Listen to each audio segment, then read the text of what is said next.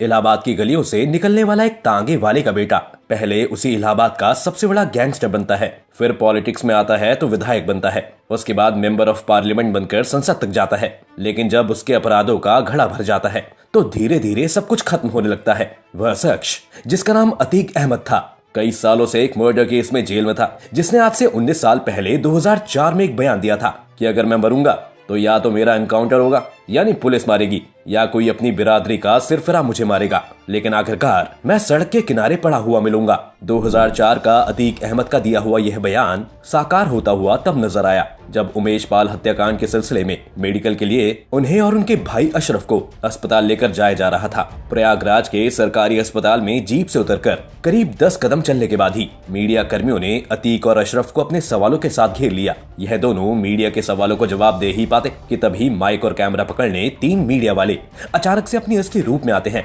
Media के भेष में छिपे हत्यारे अपनी ऑटोमेटेड पिस्टल निकालकर अतीक अहमद के सर पर लगातार फायर कर देते हैं। इसी दौरान उन्होंने और भी गोलियां चलाई और इस तरह अपराध के एक बहुत बड़े नाम का खात्मा हो गया। इससे कुछ दिन पहले ही अतीक अहमद के बेटे को पुलिस ने एनकाउंटर में मार गिराया था। तभी से अतीक को यह डर था कि कहीं पुलिस उसका भी एनकाउंटर न कर दे, लेकिन इस बार पुलिस ने नहीं बल्कि पुलिस की मौजूदगी में 3 हत्यारों ने अतीक अहमद को गोली मार दी और यूपी में अपराध और पुलिस की लाचारी का एक और एग्जाम्पल सेट किया। पुलिस ने मौके पर ही उन तीनों हत्यारों को उनकी पिस्टल के साथ पकड़ लिया। लेकिन आपको जानकर हैरानी होगी कि गोली लगने के कुछ समय तक अतीक अहमद जमीन पर पड़ा जिंदा तड़प रहा था और अस्पताल सामने था। लेकिन पुलिस वाले हमलावरों को ढूंढने अतीक की बॉडी को छोड़कर चले गए। अगर समय रहते उसे अस्पताल के अंदर ले जाया जाता तो शायद उसके बचने के चांसेस थे। हो सकता है कि आपको लगे कि हम अतीक के लिए संवेदना प्रकट कर रहे हैं, तो दोस्तों यहाँ बात अतीक की हत्या सही या गलत की नहीं है, बल्कि अतीक से जुड़े कई ऐसे लिंक थे जिससे उत्तर प्रदेश में अपराध को पूरी तरह खत्म करने में मदद मिल सकती थी। लेकिन लाचार पुलिस वाले अतीक को मरता हुआ देखते रहे और वो सारे लिंक अतीक के साथ खत्म हो गए। दोस्तों आपको बताएं कि जो लोग हमला कर रहे थे वो गोली चलाते हुए जय श्री राम के नारे लगा रहे थे, जिसे लेकर प्रदेश भर में धार्मिक हिंसा न भड़क जाए। इसके लिए योगी सरकार ने धारा 144 लागू कर दी है, जिसमें एक साथ सड़क पर 4 या 4 से ज्यादा लोग इकट्ठा खड़े नहीं हो सकते, क्योंकि कहीं अतीक की बिखरी हुई गैंग एक्टिव होकर प्रदेश में और अपराध न फैलाए। लेकिन यहाँ एक सवाल जरूर है जिस पर सबका ध्यान जा रहा है कि आखिर अतीक की हत्या करने वाले कौन है, उन्होंने अतीक की हत्या क्यों की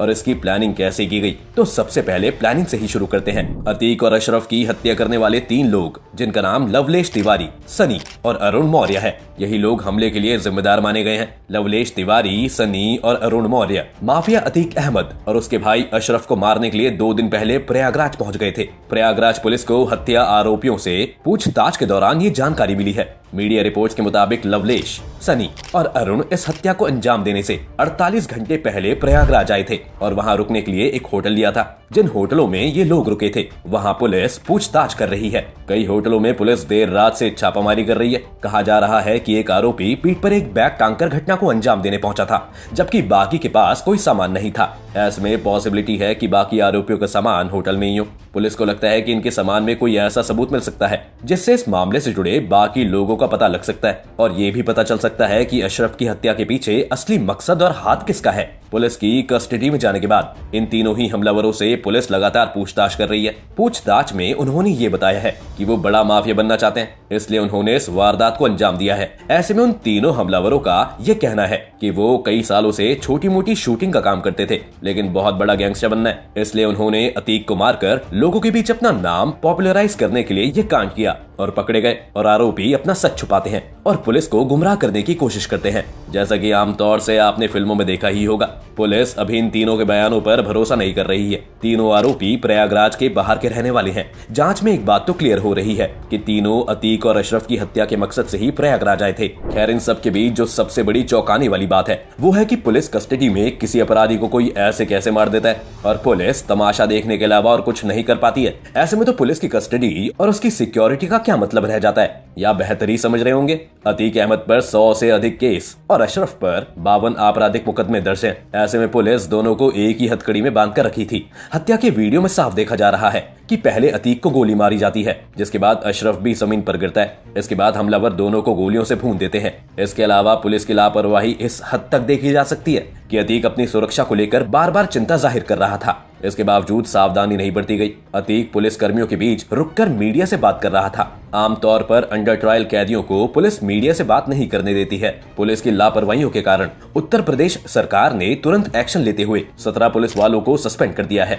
लेकिन इस सस्पेंशन से क्या उत्तर प्रदेश में लचर पुलिस व्यवस्था का रिकॉर्ड बदला जा सकता है? जी हाँ दोस्तों, ये कोई पहली बार नहीं है जब किसी भी पुलिस कस्टडी में रहते हुए मौत हुई हो। उत्तर प्रदेश में पुलिस कस्टडी में 2017 से लेकर 2022 तक 41 लोगों की मौत हो चुकी है। लोकसभा में गृह मंत्रालय की ओर से दी गई जानकारी के मुताबिक 2017 में 10, 2018 में 12, 2019 में 3, 2020 में 8 और 2021 में 8 लोगों की पुलिस कस्टडी में मौत हुई है। ऐसे में यूपी में पुलिस कस्टडी में मौत को लेकर सवाल उठ चुका है और कई बार विपक्ष योगी सरकार को घेर चुकी है। सुप्रीम कोर्ट ने 1996 के एक आदेश में कहा था, पुलिस कस्टडी में हत्या हेनस क्राइम है, क्योंकि भले ही कोई अपराधी कितना भी बड़ा अपराध क्यों ना कर दे, अगर वो पुलिस कस्टडी में है तो उसके सुरक्षा की पूरी जिम्मेदारी सरकार और पुलिस की ही होती है, जिसमें यूपी पुलिस फेल रही। खैर, अगर संभावनाओं की बात करें तो कुछ ऐसी बातें कही जा रही हैं जो अतीक अहमद की हत्या के पीछे की असली वजह हो सकती है। पहली संभावना तो ये है कि किसी ने पुरानी दुश्मनी के चलते अतीक की हत्या करवाई हो। दोस्तों, साल 1979 में 17 साल की उम्र में अतीक पर हत्या का पहला केस दर्ज हुआ था। माफिया अतीक अहमद के खिलाफ जबरन वसूली, जमीन हड़पने, अपहरण और हत्या सहित 100 से अधिक मामले दर्ज थे। पूरे यूपी में अतीक अहमद की दबंगाई है। ऐसे में दुश्मनों की कोई कमी नहीं थी। उमेश पाल हत्याकांड के बाद पुलिस अतीक पर तेजी से कार्रवाई कर रही थी। ऐसे में अतीक का कुनबा बिखरा हुआ था, शूटर्स भागे हुए थे। ऐसे में किसी पुराने दुश्मन के लिए बदला लेने का ये सबसे बेहतरीन समय था और उसने अतीक और अशरफ की हत्या करवा दी हो। ये पॉसिबल हो सकता है। दूसरी पॉसिबिलिटी ये है कि राजूपाल मामले में गवाह उमेश पाल की हत्या 24 फरवरी को प्रयागराज में 7 शूटर ने की थी। यूपी पुलिस ने इनमें से 4 का एनकाउंटर कर दिया है। वहीं 3 शूटर अब भी फरार हैं। इनका नाम साबिर, गुड्डू मुस्लिम और अरमान है। अतीक और अशरफ की रविवार रात गोली मारकर हत्या कर दी गई। ऐसे में हो सकता है कि फरार साबिर, गुड्डू मुस्लिम या अरमान में से किसी ने शूटर्स के जरिए अतीक की हत्या करवा दी हो ताकि पुलिस प्रेशर में आ जाए। इसका कारण ये है कि अतीक की हत्या के साथ ही पॉलिटिकल रेक्टोरिक शुरू हो गई है। ऐसे में पुलिस अब इन फरार शूटर्स का एनकाउंटर करने से बचेगी, यानी तीनों फरार शूटर्स को इससे सीधा फायदा होगा। यानी ये संभव है कि पुलिस पर प्रेशर बनाने के लिए किसी साथी ने ही शूटर के जरिए अतीक की हत्या करवा दी हो, जिससे पुलिस प्रेशर में आ जाए। इसके अलावा धार्मिक सौहार्द बिगड़ने के लिहाज से भी अतीक की हत्या करवाई जा सकती है, जिसकी पॉसिबिलिटी को देखते हुए सरकार ने पूरे प्रदेश में धारा 144 लागू कर दी है। दोस्तों, अगर इस पूरे मामले को देखा जाए तो इसमें अतीक अहमद का मरना कोई बहुत बड़ी बात नहीं है, लेकिन पुलिस कस्टडी में उसका मारा जाना और वो भी कैमरे के सामने, ये उत्तर प्रदेश के लिए बहुत बड़ी बात होनी चाहिए। क्योंकि अगर ऐसा ही है फिर तो प्रदेश में बड़े से बड़ा नेता हर रोज मीडिया के साथ प्रेस कॉन्फ्रेंस करने आता है। ऐसे में किसी रोज अगर इन नेता के ऊपर कोई हमला कर देता है तो पुलिस की क्या जवाबदेही होगी? ये अपने आप में एक बड़ा सवाल है। आपकी इस मामले में क्या राय है, हमें कमेंट करके जरूर बताएं। साथ ही इस वीडियो को लाइक और शेयर करना ना भूलें और हमारे चैनल को सब्सक्राइब कर लें।